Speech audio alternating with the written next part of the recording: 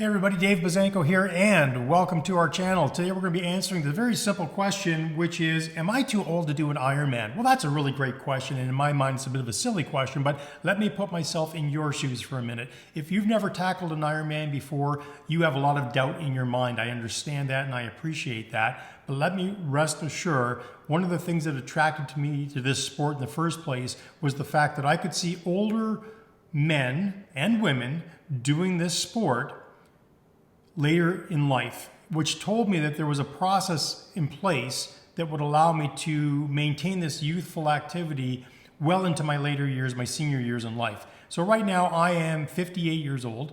I'm considered a master's athlete. I am racing Ironman Muskoka this year, which is a 70.3. I am what I would say at the jump off point where I could train for either a 70.3 race or a full Ironman. What I can tell you is that the amount of energy it takes from me to complete those two races is a little bit different. It takes about 2 to 3 more months of training over and above a half Ironman level race to complete a full Ironman race, because there's just a longer block of time. And in those last 3 or 4 months, you're putting in a lot of big training hours on the weekend to get yourself ready for the race. So can anybody, am I too old to do an Ironman? Geez, I hope not. The oldest male, so Lou Hollander was the first example I had of a senior athlete doing Ironmans. So his name is Lou Hollander, Lewhollinder. I'll put a picture of Lou right here. I looked him up. He was the first inspiration for me that anything was possible and that age is just a number. And then Hiromu Inada from Japan, who is 85 years old, is the oldest male finisher at the Ironman. And I think at 92 this year, he's attempting to do it again. And then for females, Sister Madonna Buder, also known as the Iron Nun, she completed her last Ironman at the age of 82. So, hey man, age is just a number. And what I can tell you is this: if you start investing in your physicality today, if you start going for a walk every day, remember,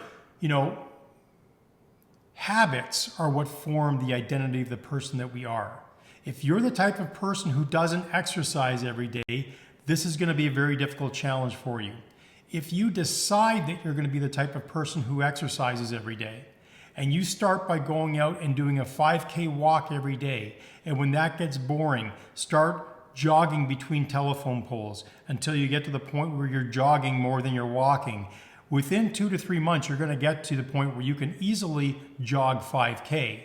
And if you're doing that every day, now you're at the starting point where you've developed the identity of the type of person who does endurance sports every day.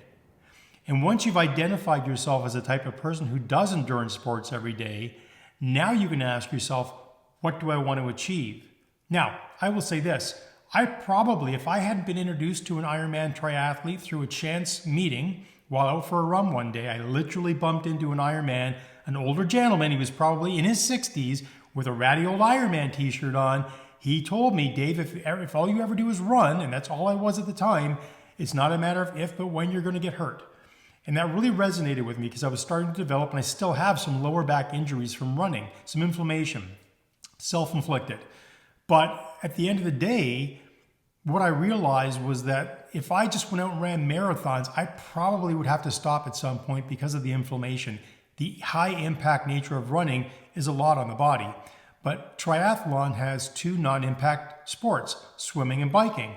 So you take a lot of the load in your training off of your joints in your body, and you put that into your cardiovascular endurance. You're building leg strength and cadence, turning your legs over on the bike. You're building good cardiovascular fitness and upper body fitness while you swim, but you're not putting the wear and tear on your body that you do when you run. So we're very strategic when we train for the Ironman. This isn't willy-nilly stuff. And I'll put out a video that talks about how to properly train for an Ironman and how to break those training days up so that you get proper recovery. Tomorrow, we're going to be talking about, do you have to qualify to do an Ironman? And that's going to be in this video right here. So looking forward to having that conversation. I hope this was of value. If you enjoyed this, give me a like, give me a thumbs up, drop a comment, type in the word Ironman just if you want to support the conversation, or tell me what Ironman you're planning on doing. And then if you haven't done so already, please subscribe to the channel, and we'll see you in tomorrow's video. Have a great day, and bye for now.